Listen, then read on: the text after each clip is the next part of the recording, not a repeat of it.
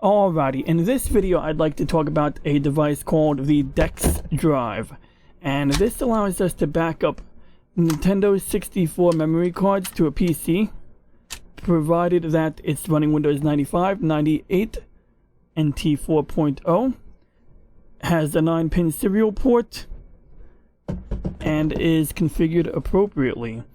The box comes with the instruction manual, this addendum card which wreaks havoc with my chroma key, a little work in progress there, an FCC regulations paper, and a warranty registration card which I'm really tempted to mail out. And finally, of course, or not finally, but a pair of floppy disks containing the software which of course enables this device to work. The program is called DexPlorer, and it doesn't say it on here, but that is the name of the program. It's DexPlorer. If, let's say, you were to come into the possession of one of these and you didn't want to mess around with these floppy disks, you could go to archive.org. Somebody was kind enough to upload the contents of these disks, which makes things a little simpler. Beyond that, there was this cool booklet with left to left reading order, containing coupons and discounts, pictures of those crappy microphones that came with every computer in 1999, a picture of a mad scientist selling sound systems who resembles an elderly Dr. Adega Outlaw, at least with those cool glasses, amongst other things. This can get a video of its own. Now, in order to make this work, since my computer is running Windows 10, at first I had intended on running this on Linux because I saw that somebody created their own Linux utility. However, it turned out that would only work for the PlayStation version of this. And so, at first I was going to use DOSBox to run Windows 98 because I've seen other people do it, and I thought it would be a little bit cleaner and simpler than using a virtual machine. But I found it to be a pain in the butt to set up the serial port. So I installed Windows 98 inside of a VirtualBox virtual machine, and in my case, instead of using my internal COM port, I'm using a USB to serial adapter. But you know, you can go either way. As it turned out, it was really easy to make the serial port available to the virtual machine, and from there everything worked pretty well. The only caveat is once you back up your game saves, they're kind of like stuck in the virtual machine, but there are ways to read the virtual machine virtual disk image. Basically, it's like a file containing a virtual hard drive. But there are other ways. I can access the internet from inside of the virtual machine, so I could use FTP, or maybe even find a way to upload it to the cloud or use Gmail, but I'm not really comfortable going on the open web using Windows 98, even though Google loaded up pretty, apparently Google.com has like a fallback mode where it'll load a web page that is compatible with older web browsers, but I still wasn't gonna, push my limits here. Ultimately, the plan is, in this video, I'm going to just go over how to use this device. In a subsequent video, I will go over how to set up the device, how to set up the Windows 98 virtual machine, which basically consists of obtaining a disk image or a copy of the Windows 98 CD in the form of a disk image file, installing it inside VirtualBox, and also setting up the USB serial port, or basically telling VirtualBox to make the serial port available to the virtual machine.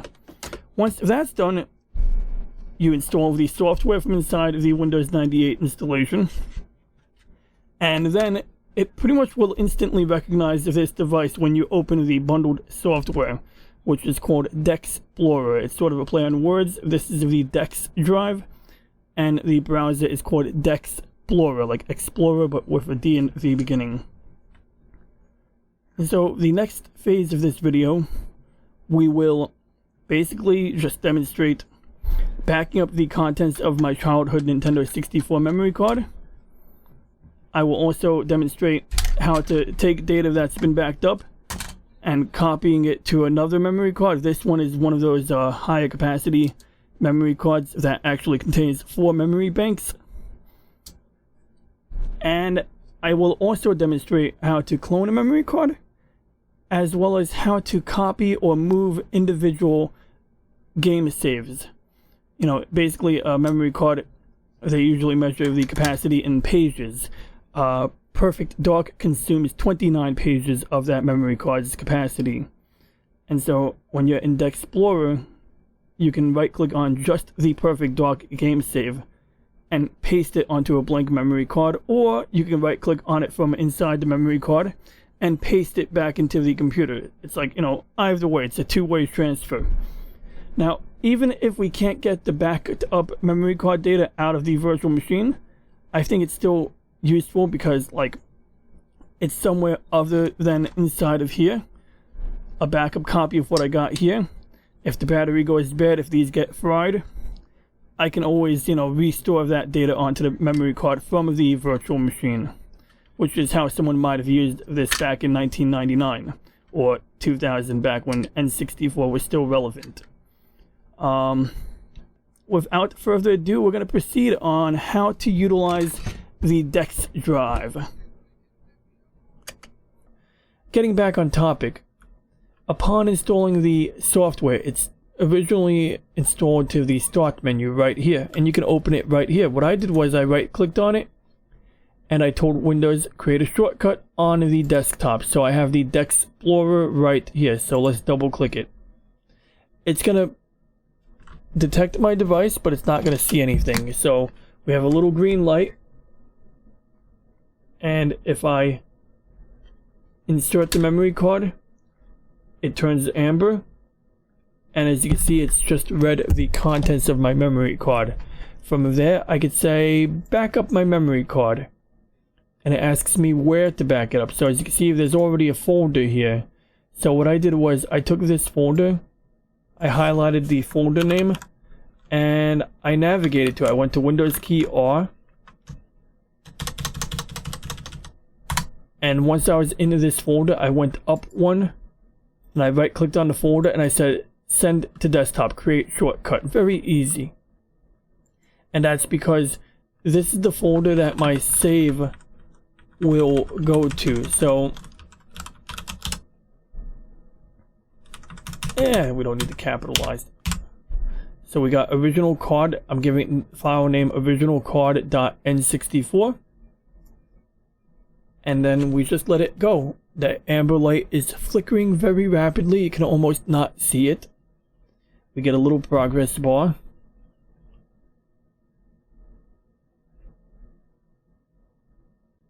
And the reason we're running this in VirtualBox is because if this program will absolutely not run in Windows 10, at least not as far as I can tell. There may be a workaround, but this was very easy to set up compared to other workarounds, so I'm a happy camper.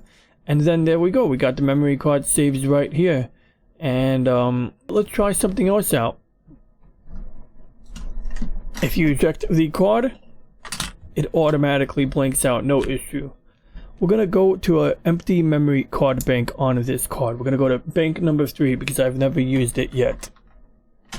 Effectively, that 4-way switch is like having 4 different memory cards, and it's telling me memory card not recognized.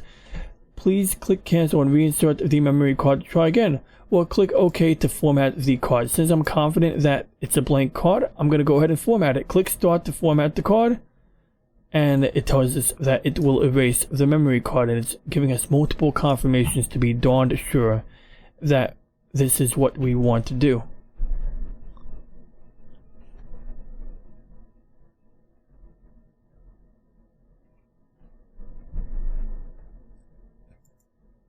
And there we go. Now right here it says original card.n64. So this is the file in that folder we were in earlier. And so we can literally just go ahead and restore this data to the blank memory card. Alternatively, we could have simply inserted a memory card, told it to duplicate the card, and it would have copied that the contents of that memory card into the computer. Then it would have told us to insert the second memory card. It would have then put that data onto the second memory card, and then it would have continued duplicating the card. If I want to duplicate the card multiple times, it would have just let me keep going. Now, I see these game saves as game 1, 2 pages used. Hydro Thunder, game 2, 6 pages. Windback, 9 pages. Flying Dragon, 4. Game 4, 47 pages. Game 5, title not in English. That might be Evangelion, I don't know. 1 pages. Perfect Dark, game 6, 28 pages. 93 pages used. Empty pages, only 30. This is part of the reason I bought this device, was because when I had only been using this one memory card, I was rapidly running out of memory. I used to have actually a memory card made by this company, but it broke many years ago. Interact. So I decided to buy the stock knockoff memory card, or the knockoff of the stock memory card, and this one's been very reliable, the original Nintendo 64 one, but who knows if that one's going to be reliable. So I wanted to have a way to back up my game saves, and this enables it. The only point of confusion is like how these other files work. Like, can I simply double click on it and see? Well, let's see. It says up here, stock card. So that worked. Now, what if I click on original card while the app is still open? No change.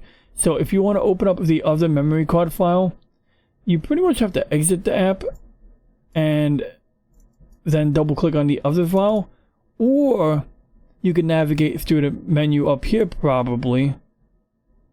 Actually, no, it looks like, yeah, you can say select N64 file, and it does the same thing. It browses the folder. So if you don't want to close the app, you go to data file, select N64 file, .N64 file, and there it is. And then from there, I could tell it to copy the contents. I just clicked on one of them. I right clicked on it and I clicked copy, and I can paste. So you can actually do individual game saves in either direction, I presume. You could even delete individual game saves, so you can manage them from here, which is really neat. So that's pretty much it. And then emailing it, you click on email and it asks, so using AOL, using Eudora, using Outlook 97. So it's assuming, or you gotta use a user-defined app. So if I have an email client that is compatible with Windows 98, or some app that can forward email attachments to a more modern piece of software, I can specify that here. So that's okay. We would simply save these to a file and copy them at our leisure. Which actually, that's going to be another step. So by the time I do a tutorial on how to set this up, I will have to also include steps on how to get data from the virtual machine into the host machine, so that, you know, it's not too messy or too confusing, because sometimes it's not really a good idea to be on the internet with Windows 98 anyway. So we'll have to work something out, but it's not going to be an insurmountable task, so I look forward to doing that. But once again, from the top, this is the DexPlorer. It cost me barely $25. They can be obtained for $14.99 used, or $24 new. The other reason I bought this that I'm really excited to talk about is that this only works for memory cards, right? So, you know, of course, a valid concern would be, how am I going to back up my game save data for Banjo-Kazooie or 1080 snowboarding? Well, apparently there is a process for that. If you have an N64 Game Shark, there is a way to take data from a game like this and transfer the save data onto a memory card.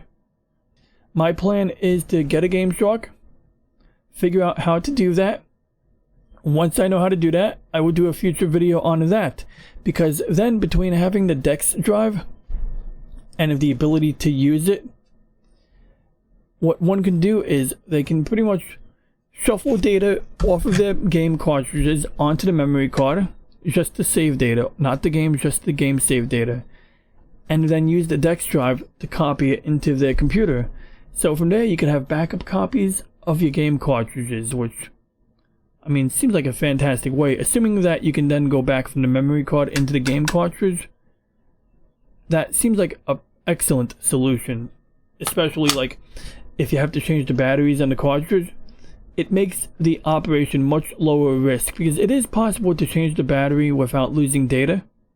But if you don't have to worry about preserving the data, it just lowers the risk associated with that operation. So I'm looking forward to having that capability. But even now, just being able to back up the memory cards is a great capability, because I have two stacks of N64 games.